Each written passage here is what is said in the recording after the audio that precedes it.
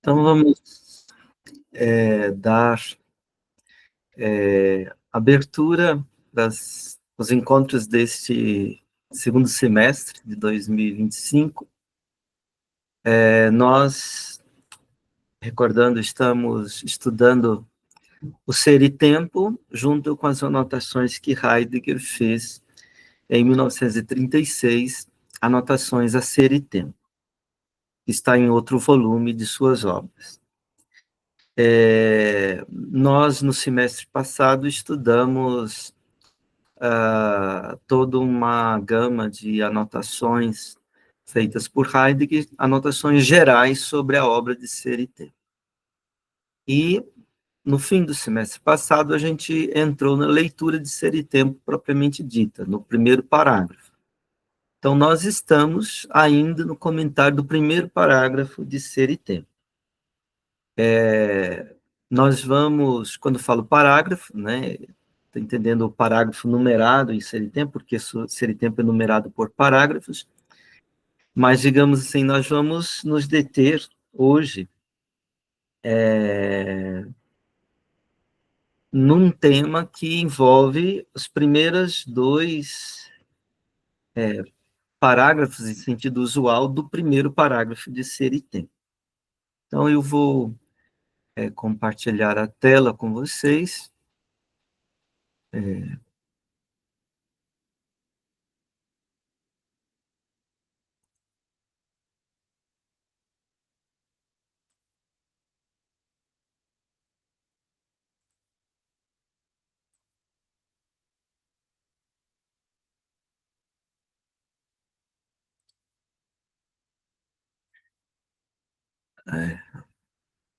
Se não estiverem vendo, vocês me avisam, tá? Só um instante. Alguém quer? A Fernanda. Aqui tem o texto que eu mandei para vocês. Primeiro tem o texto em alemão, depois tem o texto da introdução, da tradução da Márcia Cavalcante, desse primeiro parágrafo. Está aparecendo, professor. Apareceu, né? Ok. Tá. Uhum. Ótimo. Então, esse primeiro parágrafo, ele se intitula necessidade de uma retomada explícita da questão do ser. Essa retomada também se pode traduzir por repetição, de uma repetição explícita da questão do ser. Vou ler novamente, só para a gente lembrar.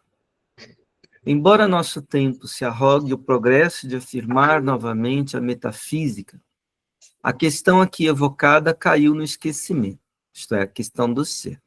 E, não obstante, nós nos consideramos dispensados dos esforços para desenvolver novamente uma gigantomachia perites usias, isto é, uma luta de gigantes em torno do ser, né, da entidade do ente, o ser do ente, usia, né, que os gregos entendiam como presença permanente.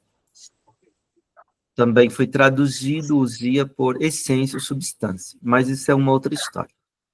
A questão referida não é, na verdade, uma questão qualquer. Foi ela que deu fôlego às pesquisas de Platão e Aristóteles para depois emudecer como questão temática de uma real investigação. O que ambos conquistaram, Platão e Aristóteles, manteve-se em muitas distorções e recalchutagens, muitos deslocamentos e recalchutagens, digamos assim, até a lógica de Hegel. E o que outrora se arrancou num supremo esforço do pensamento, ainda que de modo fragmentado e tateante aos fenômenos, encontra-se de há muito trivializado. Então, isso que Sócrates, que Platão e Aristóteles conseguiram arrancar aos fenômenos, né, nesse supremo esforço de pensamento, esse esforço de de desvelamento, né, da aletheia, digamos assim, né? O que eles conquistaram nesse esforço, diz Heidegger, foi se trivializando, né, se tornando um caminho batido, uma estrada batida, né, ao longo da história, ao longo da tradição. E não só isso. No solo da arrancada grega, para interpretar o ser, formou-se um dogma que não apenas declara supérflua a questão sobre o sentido do ser, como lhe sanciona a falta.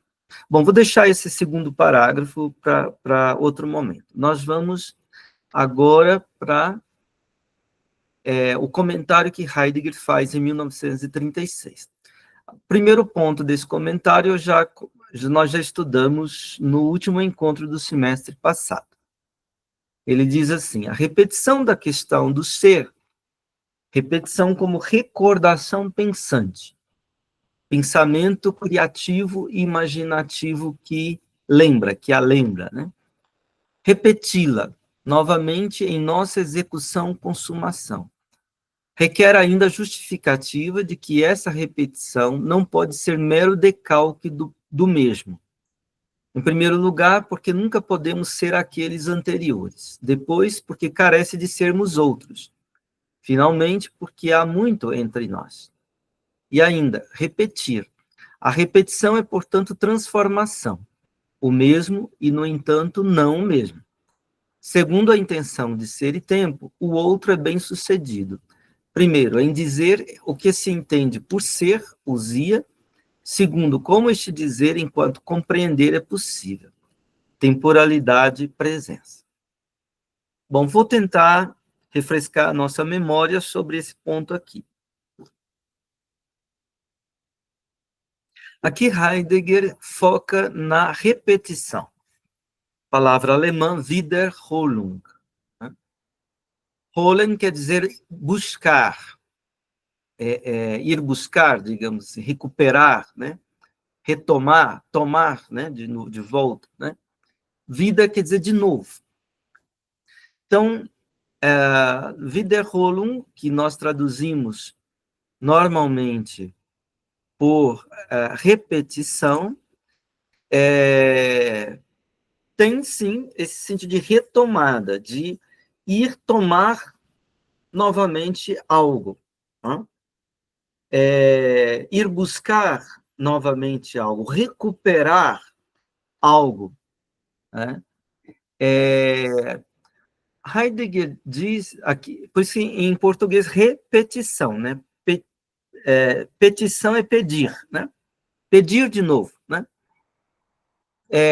Heidegger aqui anota que a repetição ela é uma recordação pensante, uma denkerische Erinnerung, né? Isto é, Erinnerung, recordação, no sentido de levar para dentro, para o interior, erinnern, né? Em português, recordação, né? Cor, em latim, quer dizer coração. Recordar quer dizer levar de volta ao coração, reconduzir ao coração. Né? Então, essa recordação é pensante, né?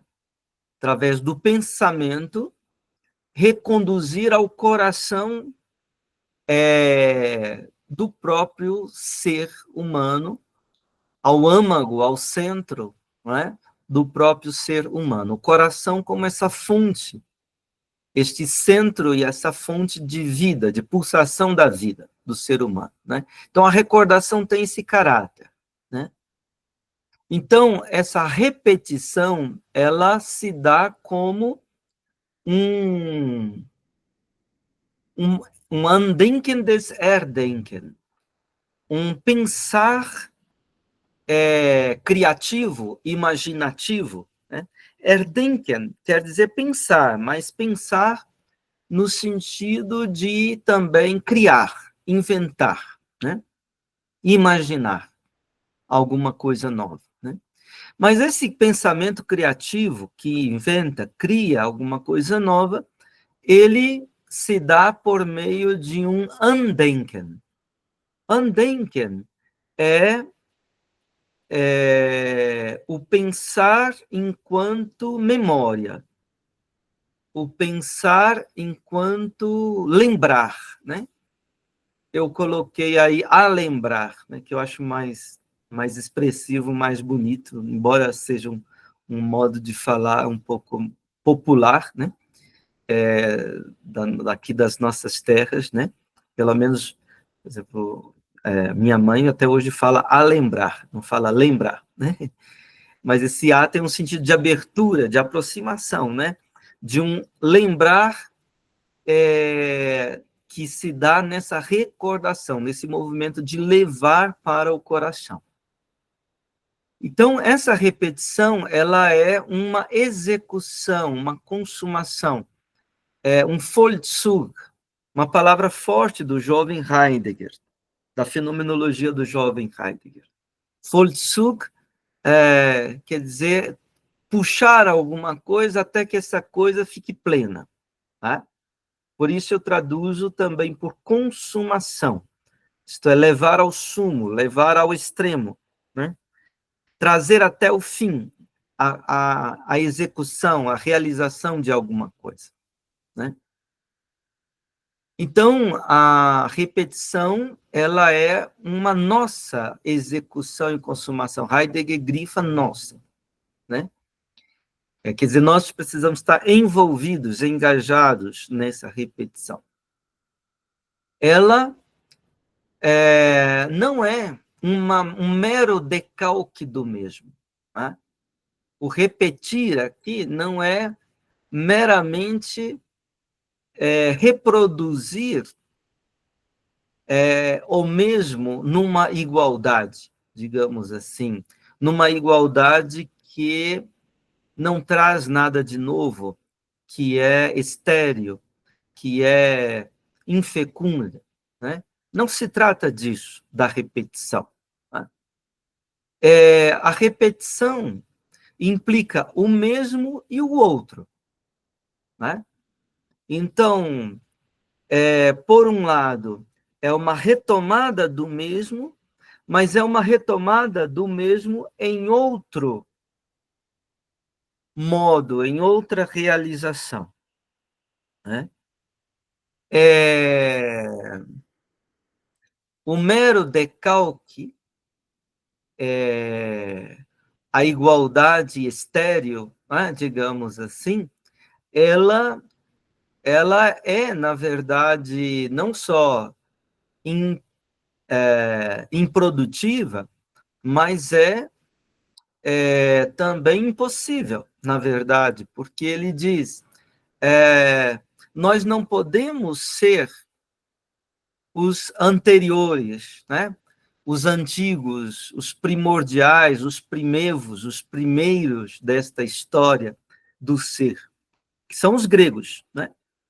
Trata-se de repetir, né, o pensamento grego, mas essa repetição do pensamento grego não quer dizer que nós seremos iguais aos gregos. Né? Nunca poderemos ser. Tá? Mas também não precisamos ser, não carece sermos iguais. Né? Nós necessitamos, na verdade, ser outros, diz Heidegger. Né? Ser outros. Ser outros, porém, repetindo, retomando o mesmo, que nos provém desses primórdios do pensamento grego. Né? E ele diz, né, porque há muito entre nós e os gregos. Né? Quer dizer, entre nós e os gregos há toda uma história, né, em que se inclui o mundo romano, se inclui o cristianismo e todos os seus desdobramentos medievais, por exemplo, né? Se inclui a modernidade e todas as suas conquistas no campo da ciência, da técnica, né? Então, essa retomada, ela não se dá, digamos, de uma maneira sem enfrentar também isso que há entre nós e os gregos, né? Depois ele diz que a repetição é uma transformação. Transformação, Verwandlung, né? Uma transformação significa que é o mesmo e, no entanto, não. Quer dizer, é o mesmo, mas sendo outramente o mesmo. Agora ele diz que este ser outro, né? Essa alteridade ali que entra na própria identidade, no mesmo, né? Esse ser outro, ele é bem sucedido, segundo a intenção de ser e tempo, na medida em que ser e tempo conseguisse, primeiro, dizer o que se entende por ser. Então, a questão que há de se repetir é a questão do sentido do ser. Essa questão vai ter uma certa ambiguidade. Num primeiro momento, ela parece ser a própria questão que os gregos colocaram, que é a questão titoon. O que é o ente? O que é o que está sendo? Aristóteles, no livro da Metafísica, livro Zeta da Metafísica,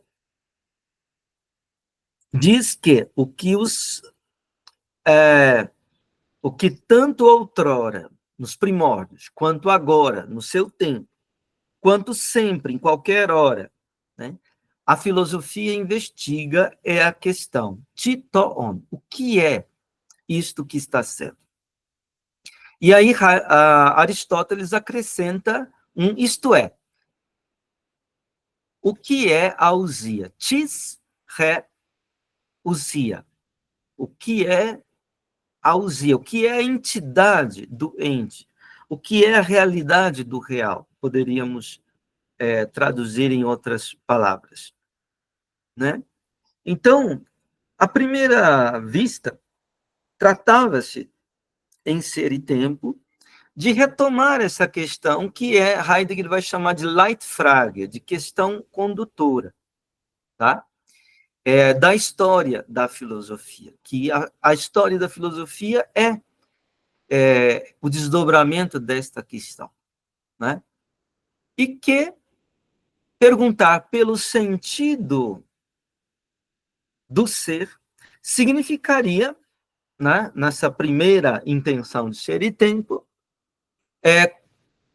compreender o que torna possível esta compreensão do ser, né, enquanto ousia, a entidade do ente, enquanto que os gregos experimentaram e interpretaram como presença constante, né? Bom, então, essa seria a intenção de Ser e Tempo. Agora Heidegger escreve, anota, repetição, Wiederholung, como elaborar a questão, a colocação da questão de modo suficiente. Quer dizer, Heidegger diz, é preciso elaborar de uma maneira suficiente a Fragestellung, a colocação da questão. Então, não é simplesmente aqui dar uma resposta à questão, mas elaborar de uma maneira suficiente o modo de se pôr a questão. Essa é a primeira tarefa de Ser e Tempo. Agora ele anota, entretanto, isto diz, ainda e primeiramente, manter de modo reto a questão assim colocada, né? Quer dizer, não só elaborar a colocação da questão, mas manter a questão de pé. Manter a questão de uma maneira reta, poderíamos dizer, de uma maneira a que ela se dirija de uma maneira direta ao que ela questiona, né?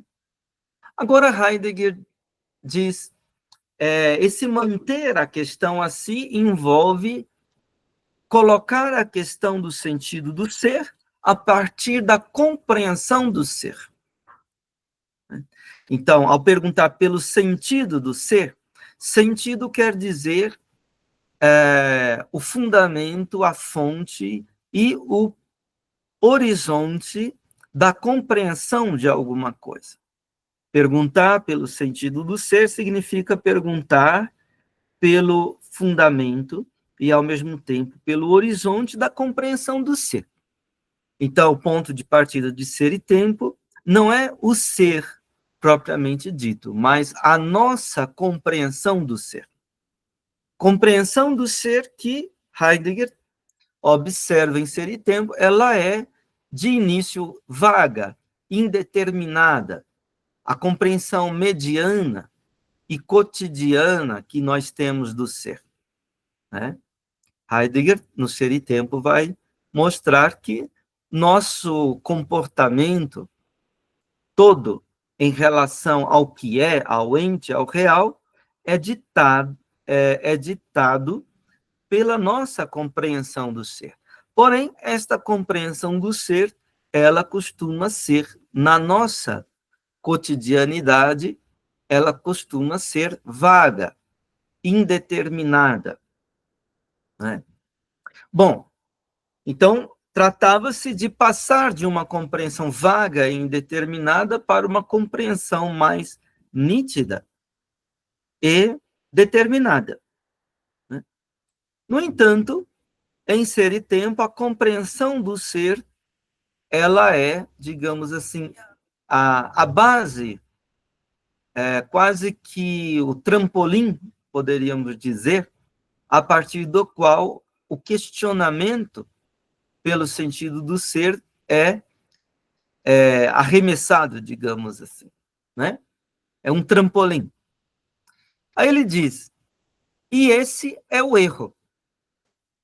Este erro, isto é, o caminho de ser e tempo é necessário, mas não é a coisa propriamente dita. Veja bem, então, Heidegger está dizendo aqui, né, de uma maneira tal possa parecer um pouco chocante, que o caminho de ser e tempo é um erro, né? É o erro, né? Aqui a palavra é irtum, que a gente traduz corretamente por erro.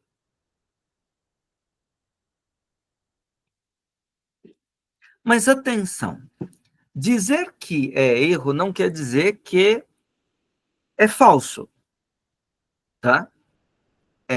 Aquilo que está dito e pensado em ser e tempo. Não se trata da falsidade, também não se trata de incorreção, de não ser correto, tá? Aquilo que está pensado e dito em ser e tempo. A noção de erro é uma outra noção do que do correto, tá? É diferente da noção de incorreção e de falsidade. Tá? A noção de erro, irtum, está mais ligada à noção de errância. Errar significa vagar, né? Significa andar a esmo, digamos assim, né? Digamos como Ulisses, ou Odisseu, né? Que faz uma viagem errática, né? A sua odisseia, né? Essa viagem errática, né? Ser e tempo é uma espécie de odisseia, né? É uma espécie de viagem errática, né? Procura-se um caminho, né? Mas esse caminho ele não vai direto, digamos assim, ao que se busca. Esse caminho ele se havia através de voltas, né? Através de périplos, né? De movimentos errantes, né? Em torno da coisa, né? Agora, ele diz, esse caminho, este erro, né? Este caminho de ser e tempo é necessário. Né? Digamos assim, não é um erro que se possa evitar, dispensar, né? É um erro inexorável, necessário. Nós não temos como interrogar o ser, né? A não ser partindo de seu sentido, e não temos como começar a interrogar o sentido do ser para nós, a não ser partindo da compreensão do ser que nós temos. Então, esse caminho, não obstante ser errático, errante, né? Esse caminho, no entanto, é necessário. O que não se pode pensar é que este caminho, o tratado, né?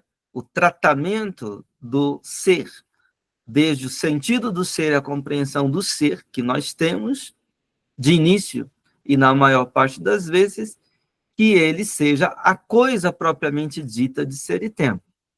Ou seja, que ele seja aquilo que propriamente ser e tempo tem em vista. Então, seria, digamos assim, uma interpretação superficial se a gente nos detesse apenas nisso que está dito e pensado em ser e tempo, e não víssemos aquilo para onde tende ser e tempo. Poderíamos dizer que trata-se de algo assim, né? Bom,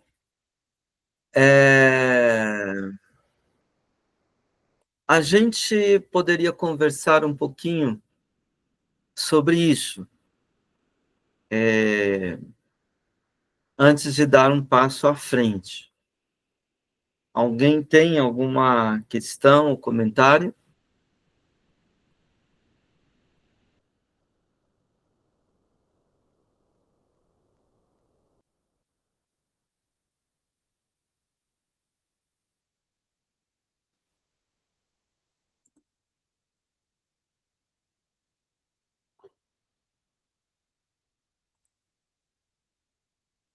Eu estou vendo que estava fazendo aqui uma transcrição em inglês totalmente errada.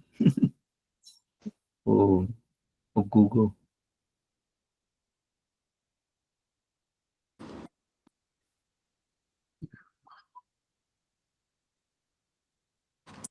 Professor, Sim. assim, não nada tão específico assim sobre CLT, mas é coisa que eu comecei a pensar agora. Essa questão da repetição, a forma como ele apresenta a repetição, é bem interessante para pensar a representação de documento. Porque não deixa de ser uma forma de repetir, mas não é o mesmo. Você traz, de algum modo, né, essa essência daquele documento sob um outro olhar, um outro momento e uma outra realidade de informação. Eu estou pensando nisso por agora, assim. Achei interessante. Sei. Mas, de repente, seria mais interessante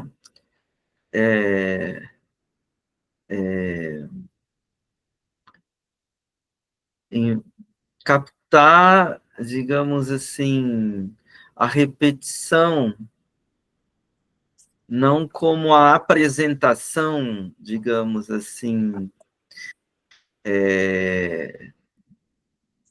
de algo, né, de uma realidade a partir de uma determinada linguagem, né, de um determinado discurso.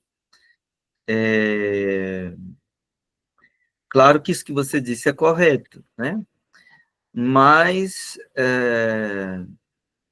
o principal, aqui o pivô, está na questão da repetição como uma recordação pensante, né? Sim. E essa recordação pensante tem aquilo que a gente falou de trazer de volta ao coração, né? Uhum. E tem a ver com esse, digamos, deixa eu ver aqui, com esse pensamento criativo. Então, ao mesmo tempo que é um pensamento que recorda, que retoma o passado para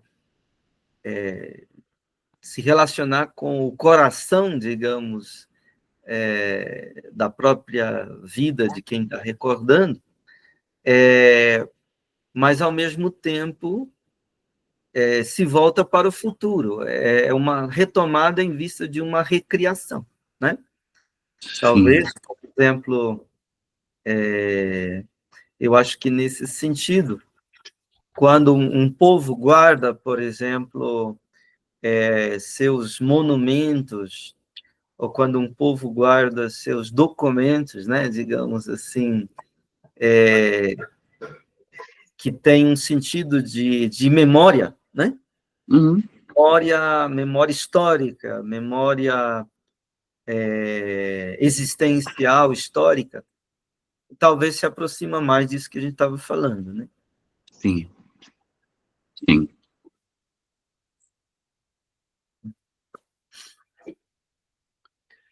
Mais alguém queria trazer alguma coisa?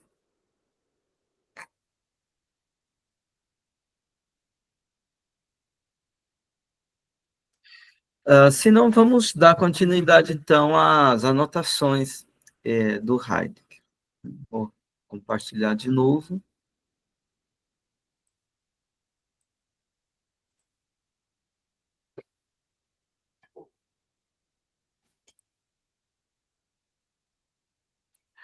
Ele diz assim: esta repetição permanece apenas um platonismo mais originário e não se afasta dele, mas liga-se a ele de forma ainda mais definitiva. A vontade própria de repetição é a vontade do segundo princípio. Repetição, fazer emergir a primeira questão primordial. O que é o ente? Não para tratá-la, para respondê-la, mas para desdobrá-la, para conduzi-la para fora de si mesma e para além de si mesma, e de volta ao seu fundamento. E aí ele termina esse parágrafozinho remetendo aos exercícios do semestre de verão de 1937, a posição metafísica fundamental de Nietzsche, ser e aparência, que está na Gesamtausgabe, na obra completa 87, e o semestre de inverno de 37 e 38, as posições metafísicas fundamentais do pensamento ocidental, volume 88 das obras completas do Heidegger. Bom, vamos tentar entender isso aqui, né? Na medida em que Heidegger, ser e tempo, parte, digamos assim, de uma concepção que tem a ver com a pergunta fundamental da filosofia, a pergunta condutora da filosofia, o que é o ente? E isso significava perguntar para os gregos o que é a ousia, né? O ser do ente seria a ousia, seria a presença constante, permanente, né? Presença constante, permanente, que Platão identificou com ideia, né? Isto é, com a visualidade dos seres, né? O aspecto, a espécie, né? Dos seres, as formas de ser dos seres, né? Na medida em que ser e tempo, ele parte disso, né? Se ele ficasse preso a essa pergunta, né? essa repetição seria ainda um platonismo. Não é? De certa maneira, toda a história da filosofia é platonismo, na medida em que ela é um eco, digamos assim, dessa pergunta que Platão coloca sobre a entidade do ente, né? O próprio Aristóteles já é um primeiro eco disso, né? No caso, Ser e Tempo, se tivesse preso a isso, ainda permaneceria um platonismo, apenas um platonismo mais originário. Mas ele diz que não é isso que estava em causa. Ele diz: a vontade própria de repetição é a vontade do segundo princípio. E aqui ele grifa a segunda vez em que aparece a palavra vontade, Wille. Né? Para Heidegger, a vontade tem a ver, sim, com o querer, mas não é um querer cego. Tá?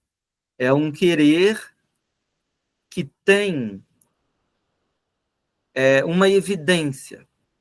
É um querer que está iluminado por um saber. Esse é o sentido de vontade para o Heidegger, sobretudo ali dos anos 30 em diante. Né? Então, Ser e Tempo traz uma vontade de repetição. Né? Mas ele diz, essa vontade de repetição é a vontade do segundo princípio, des zweiten Anfangs. Heidegger falou de um erster Anfang, um primeiro princípio, e de um zweiter Anfang, segundo princípio. Ou anderer Anfang, outro princípio, que é mais comum do que segundo princípio. Bem, eu traduzo por princípio a palavra Anfang. A tradução mais usual é por primeiro início, outro início, ou às vezes primeiro começo, outro começo. Né? Eu prefiro a palavra princípio, porque Heidegger distingue nitidamente Anfang de Beginn. Beginn é mais propriamente traduzível pela palavra começo.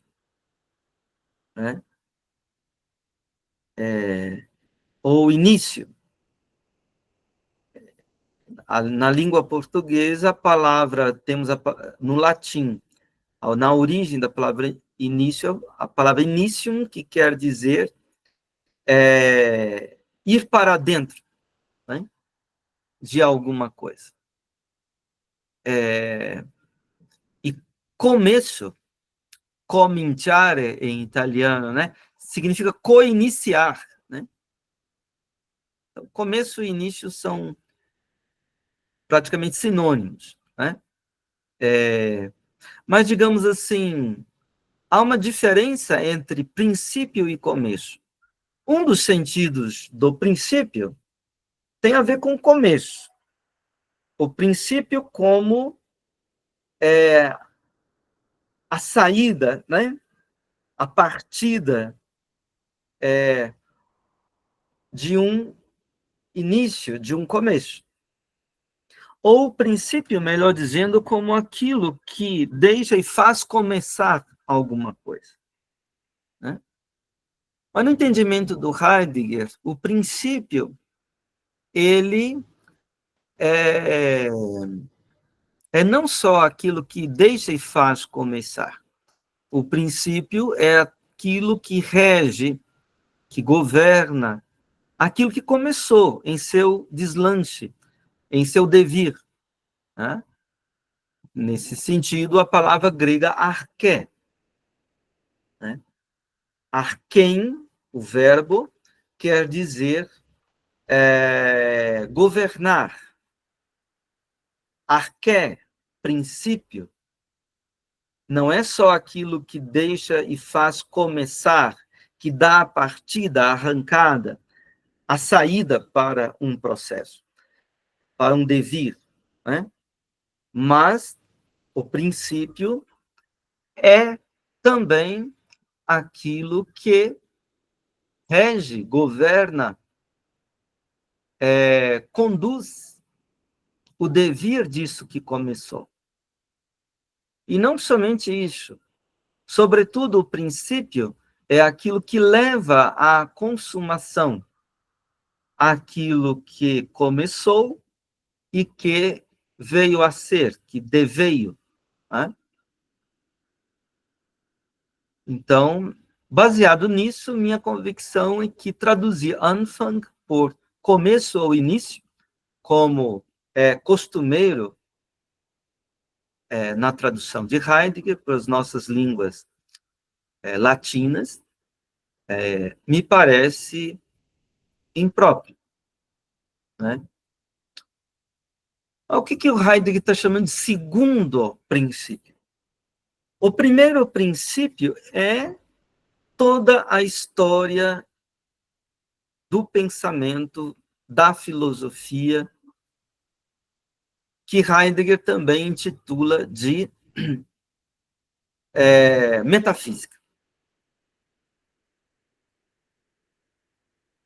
Esse é o primeiro princípio. Essa história que tem o seu alvorecer,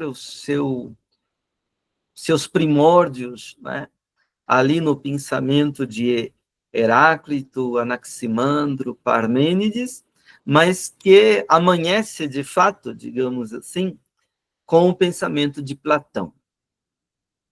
E esse pensamento, essa história que tem o seu ocaso, o seu poente, né, nos nossos dias, nos nossos tempos, desde que essa história se consumou no pensamento de Hegel e seus desdobramentos, por exemplo, em Marx, né, em Nietzsche e na técnica contemporânea, né? Então, esse é chamado de primeiro princípio. Agora, a vontade da repetição, diz Heidegger, é a vontade do segundo princípio.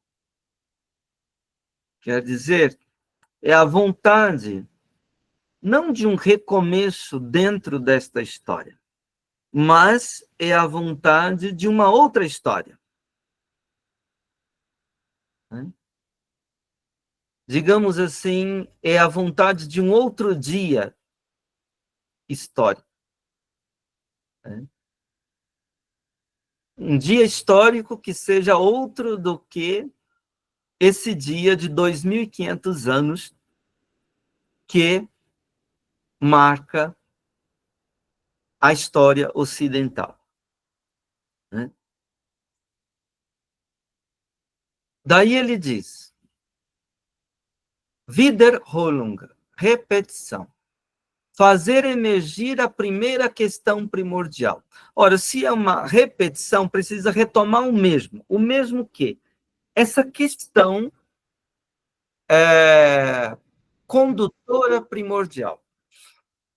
Aqui eu esqueci de uma palavra, a palavra condutora. Uma questão condutora primordial. Foi um erro da tradução. Ok?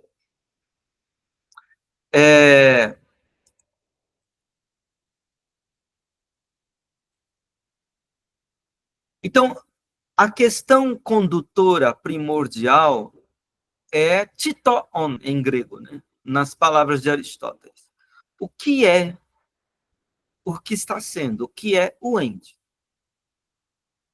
Essa pergunta é que constitui a espinha dorsal da história da filosofia, da história da metafísica, da história do pensamento especulativo, reflexivo, ocidental, por 2.500 anos. Então, é respondendo a essa pergunta que as várias filosofias vão dando, vão produzindo as suas posições metafísicas de fundo, né?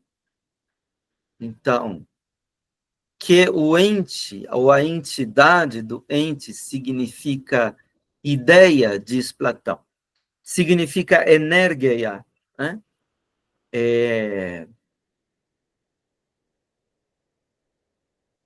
Diz Aristóteles. Significa actualitas, né? Atualidade, dizem os medievais. Significa realidade efetiva, Wirklichkeit, dizem os modernos, né?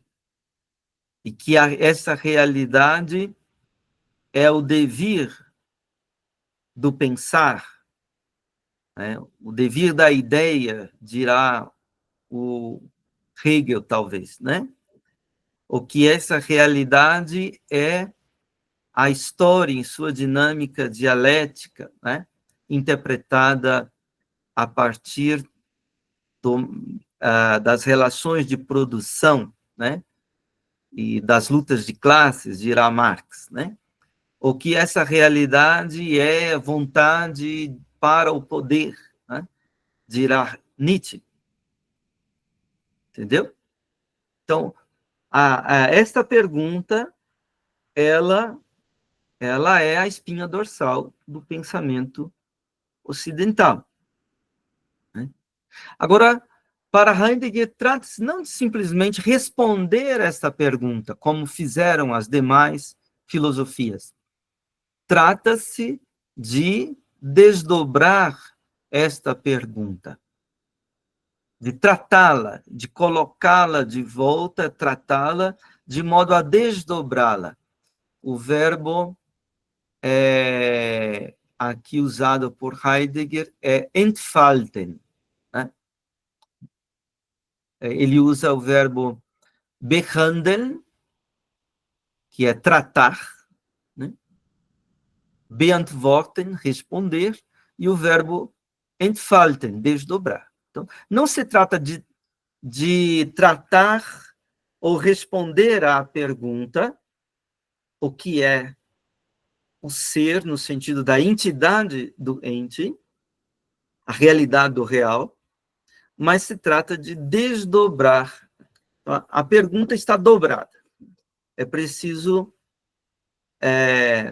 dobrá-la, desdobrá-la. Como você pega um papel que está dobrado, né? E você estende o papel. Você desdobra e você coloca o papel estendido, uno, né? Inteiriço, simples ali, né?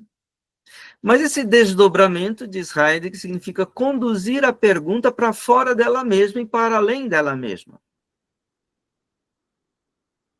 de volta ao seu fundamento, né? Então, essa pergunta que estabelece a espinha dorsal da história da filosofia, a espinha dorsal do pensamento, do espírito ocidental, né? Esta pergunta, ela precisa ser superada. Isto é, ela precisa ser levada para fora dela mesma, para além dela mesma, de volta ao fundamento dela mesma. Aí virá a questão, o que é o fundamento dessa pergunta? Uma dica, nós já falamos em outros encontros no semestre passado, que o fundamento desta pergunta, da metafísica, é a diferença ontológica, a diferença de ser e ente, né? A história do pensamento ocidental pressupõe a diferença ontológica como seu fundamento. Mas não se dá conta desse fundamento. esse fundamento permanece velado para a metafísica, velado para a história da filosofia, né? Agora ele remete para alguns volumes de Ser e Tempo, das suas obras completas, remete primeiro para o volume 87,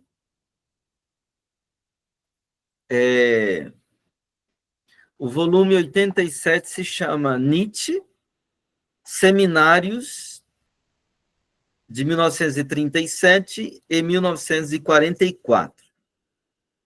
São 2 seminários. Primeiro seminário se chama A Posição Fundamental Metafísica de Nietzsche. Tá? Para Heidegger, Nietzsche é a consumação, depois de Hegel, né? Hegel, Marx, Nietzsche são diferentes consumações dessa história, né? Essa história é levada, puxada até ao seu sumo, até o seu ponto mais extremo, digamos assim, para o seu termo, né? O que Heidegger chama de uma posição metafísica fundamental. Por exemplo, o que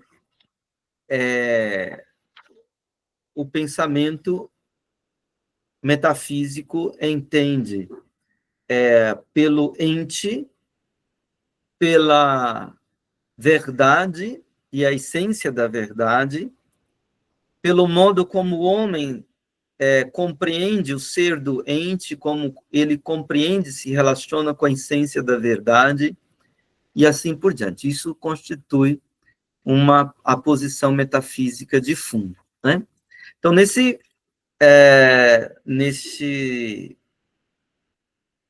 seminário de 1937, Heidegger estuda esta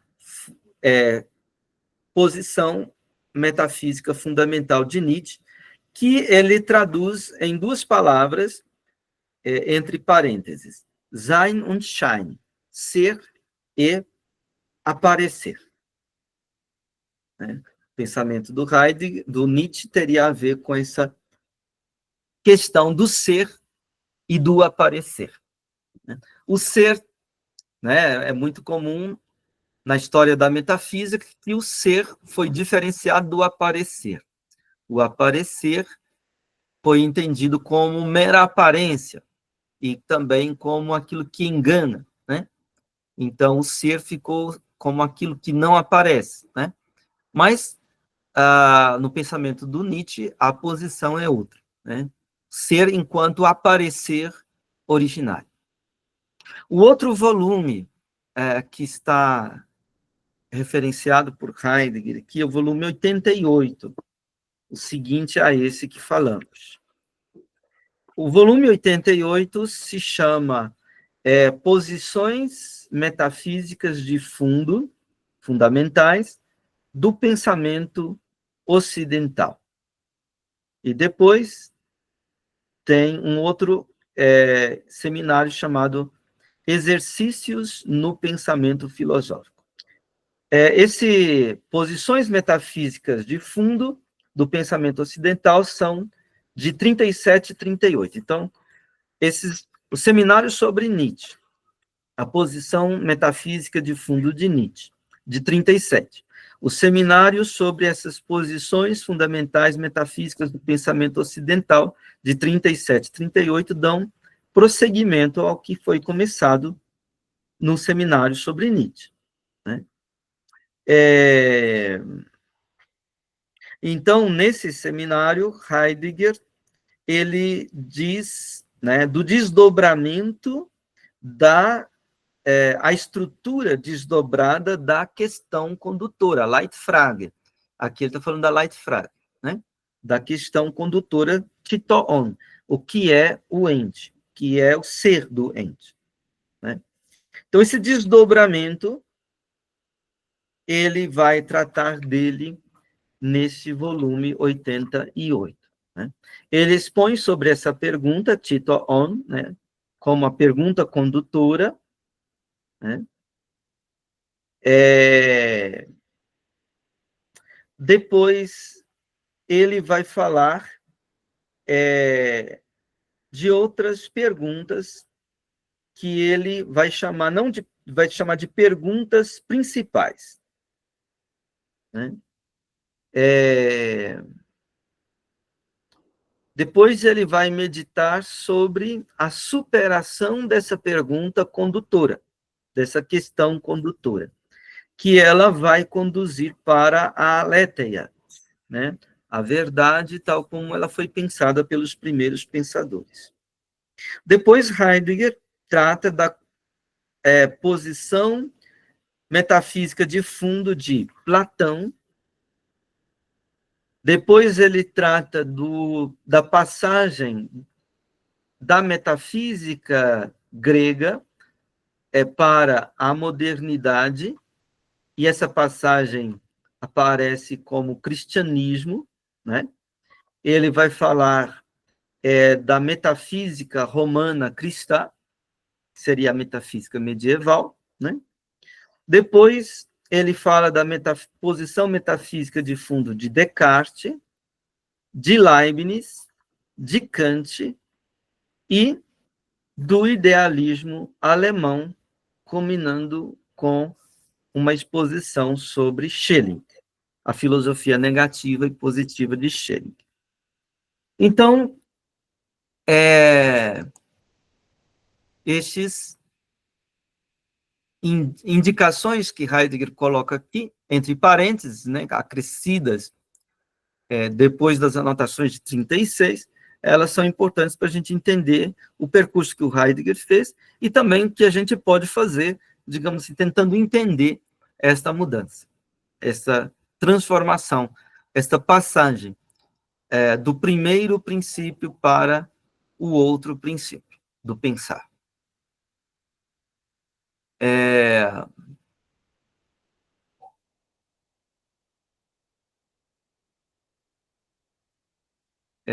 Vou dar uma pausa aqui.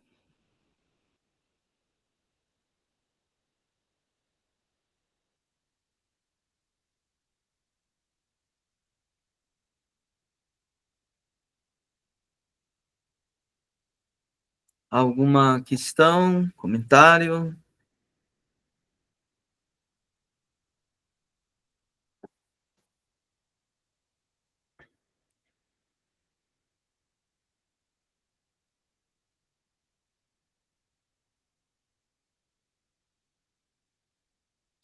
Como é que essas coisas chegam para vocês? Que faz pensar? Professor, vou tentar. Eu acho que a gente fica pensando aqui, fritando aqui os miolos, porque realmente é muito denso e instigante, né? Eu não sei se eu estou querendo já queimar a etapa, mas quando o senhor fala ali de que esse pensamento, né, o Tito On, que vem aí há 2.500 anos, atravessando vários pensadores, e o senhor citou várias questões aí dos filósofos, né, Marx e tantos outros ali, me pareceu já sinalizar a busca por entender um fenômeno. Já é nesse sentido, é por aí mesmo, ou eu estou equivocado? É a busca por entender o fenômeno primordial, a realidade, né? Quer dizer, o real, o que é isto que está sendo? O que é o real? O que é a realidade? Cada filosofia é uma maneira de colocar essa pergunta e de responder, de tratá-la, de respondê-la, né? Então, várias são as respostas. Poderíamos dizer que a história da filosofia é uma espécie de polifonia, né? Muitas vozes, né? Então, assim, muitas respostas, muitos modos de dizer a realidade é fundamentalmente isto, né? Então, mas cada filósofo vai pensar tudo o que ele pensou sobre o homem, sobre o mundo, sobre Deus, sobre a natureza, a história, sobre a linguagem, sobre o conhecimento. Cada filósofo vai pensar o que ele pensou nessas várias direções a partir da intuição fundamental que ele tem sobre o que é a realidade, né? Então, se a realidade é ideia, se a realidade é energia, se digamos, o ser em sua existência e em sua concretude, né? Se a realidade é a atualidade, como pensaram os medievais, se a realidade é a realidade no sentido da efetividade, da causalidade, né? Se a realidade é o espírito, né? Que se desdobra historicamente, ou se a realidade é a matéria, se as relações materiais, as relações sociais de produção da história, né? Se a realidade é vontade de poder, né? É a vida enquanto vontade para o poder, né? Ou se a realidade é a funcionalidade técnica, fundamentalmente falando. Então, são várias posições, são várias respostas, mas essas respostas elas estão posicionadas, né? Então, Heidegger vai estudar dos vários pensadores dessa história as suas posições metafísicas de fundo, né? Como é que os vários pensadores da história do pensamento ocidental se posicionaram metafisicamente? Isto é, como é que eles se posicionaram com relação ao que é a realidade, o que é a verdade, a essência da verdade, o que é o homem, enquanto ele é si mesmo e sabe si mesmo, na sua relação com a realidade e com a verdade. Então, isso é a posição metafísica de fundo, né? O que ele está dizendo é que ele não quer simplesmente tratar e responder a essa pergunta. O que ele quer é fazer essa pergunta ser superada, ela ser lançada, desdobrada e lançada para além dela mesma. De volta ao fundamento dela mesma, que é a diferença ontológica. E aí a própria pergunta transforma-se em outras perguntas que a metafísica e as filosofias até então não colocaram. Então, eu acho que é nesse sentido que eu talvez estivesse tentando rascunhar aqui, porque quando fala todas essas situações que o senhor traz aí, talvez por já ter escutado alguma coisa do Heidegger, né? Parece assim que são apenas fenômenos e não a realidade mesmo, né? É como se tivesse fazendo, como se fossem perguntas que tratassem do real ou do doente, mas não da realidade como um todo, né? E é nesse sentido que ele vai avançar, ele vai passar a buscar então algo que não só se limita, sei lá, à questão social, ou à questão política, ou à questão da matéria, enfim, mas aí ele começa a considerar o que é fundamental, ou seja, o que está antes disso tudo, é por aí? Assim, que a história da metafísica, ela captou o ser como a entidade do ente, a realidade do real, no sentido, assim, estando, digamos, presa ao ente e esquecida do ser enquanto diferença para com o ente, enquanto outro do que o ente. O ser que, na medida em que não é ente, também é chamado de nada, né? Então, digamos que para Heidegger, esse ser como diferença é o fenômeno primordial, certo? Digamos assim, o que a filosofia considerou cada vez como fenômeno primordial ainda não era fenômeno primordial, digamos assim, né? Acho que daria para responder a como você está colocando a pergunta nesses termos, né? Perfeito, professor. Obrigado.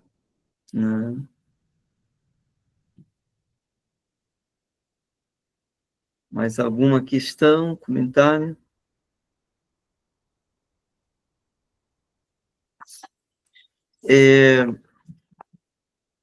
Depois segue uma outra anotação. Vou voltar a compartilhar com vocês.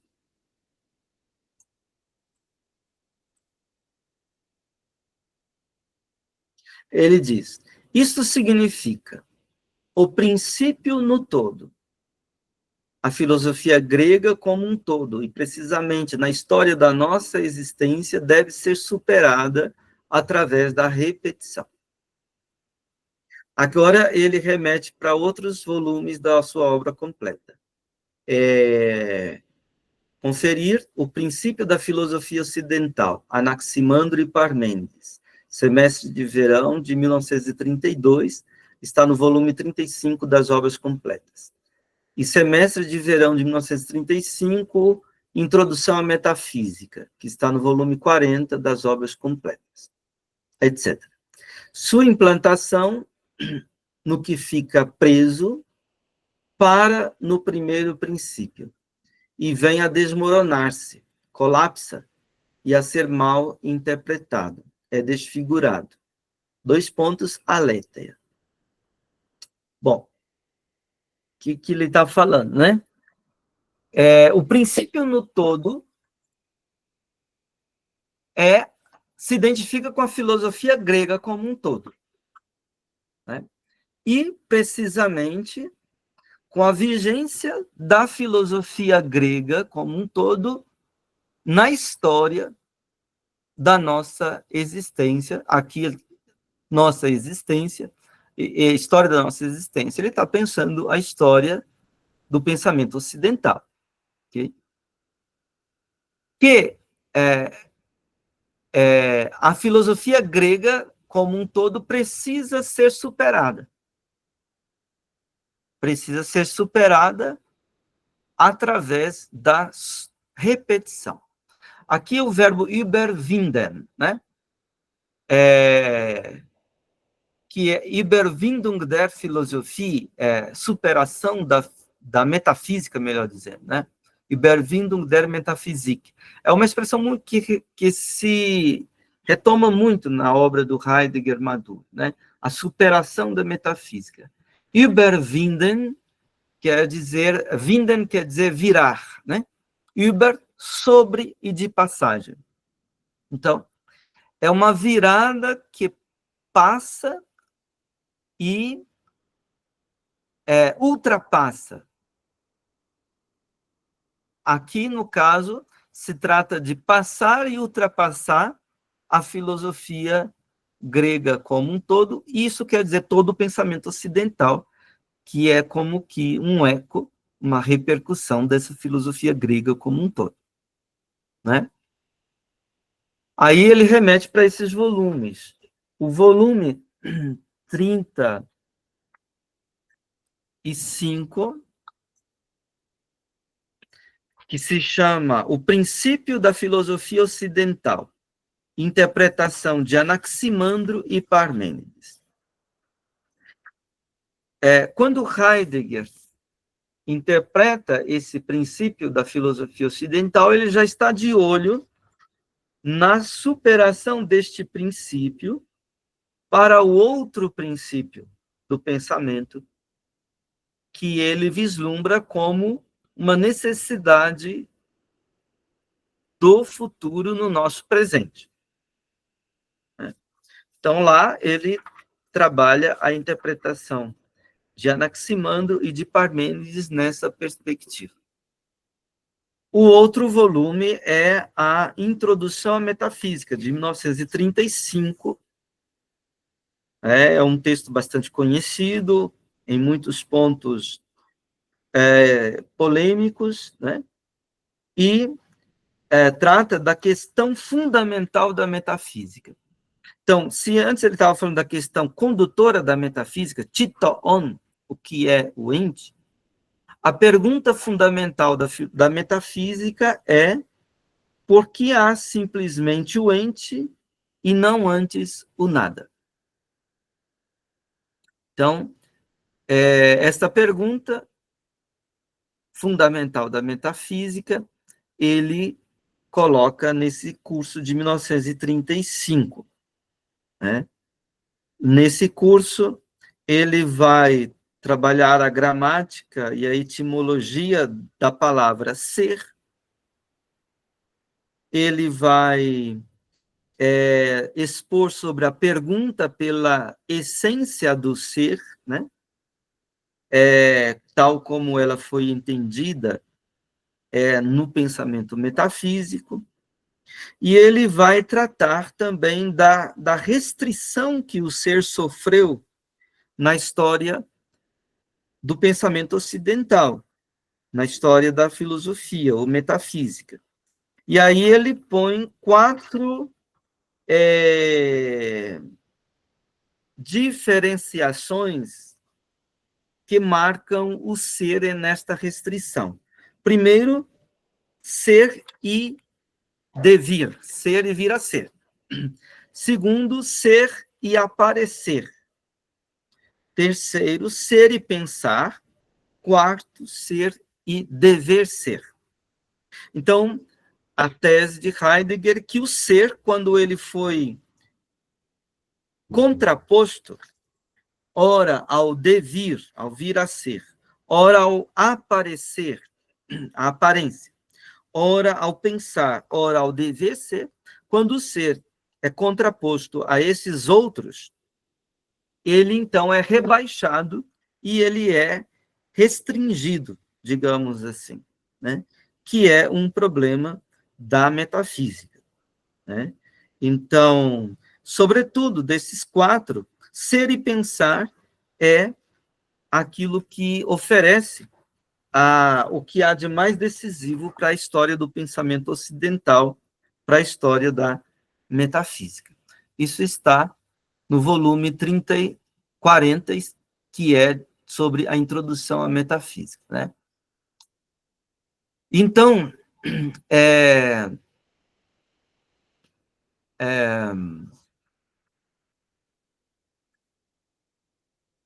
se não se faz esta superação, né, então o primeiro princípio se desmorona, ele entra em colapso, né? Heidegger usa o verbo, a palavra einsturz, né? O verbo einstürzen, que quer dizer arruinar-se, né? Colapsar, desmoronar, né? Então, de certa maneira, nós estaríamos vivendo, na interpretação do Heidegger, o desmoronamento, o colapso, o arruinar-se desse primeiro princípio da história que vem do pensamento grego. Esse pensamento acaba sendo também desfigurado e mal interpretado, né? Então, para isso, seria necessário voltar a questionar sobre a aletheia, né? Para Heidegger, o pensamento grego ele começou a pensar a partir da aletheia e em vista da aletheia, do desvelamento, né? Do desencobrimento, da verdade nesse sentido de desencobrimento ou de desvelamento, né? Mas isso que foi o propulsor, digamos assim, do começo do pensamento ocidental, isto não foi pensado, isso foi esquecido. Então, para superar esse princípio primeiro princípio dessa história, é preciso voltar a discutir com os pensadores dos primórdios, como Anaximandro, Parmênides e Heráclito, a respeito da alétheia. Então, esse é o exercício que o Heidegger faz nesses seminários e em outros também. Okay?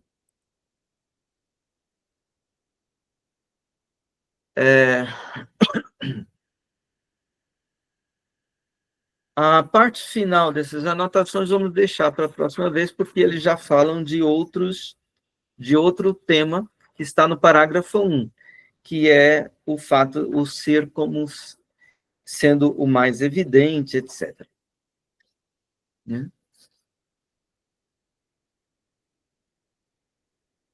Mais alguma questão, comentário?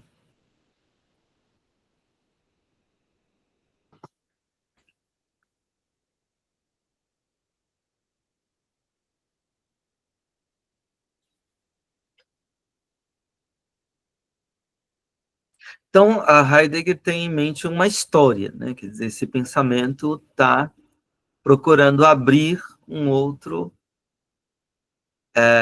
outra disposição para uma outra história. Uma vez que, na consumação da história da metafísica, nós acabamos por viver uma espécie de colapsamento, né? De colapso, né?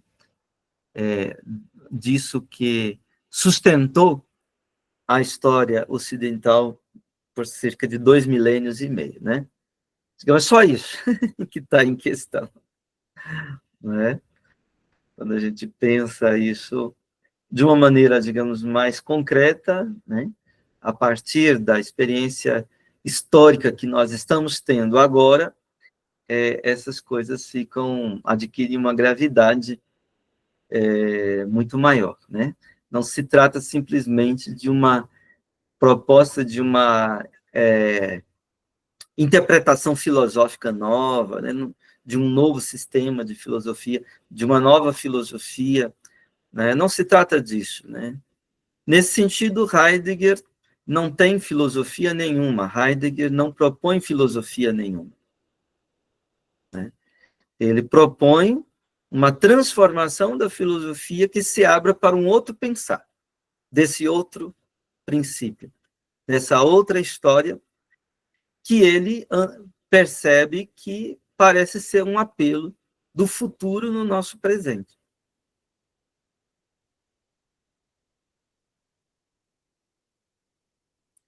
Tudo bem? Podemos fechar por hoje? Podemos. Vou parar a gravação.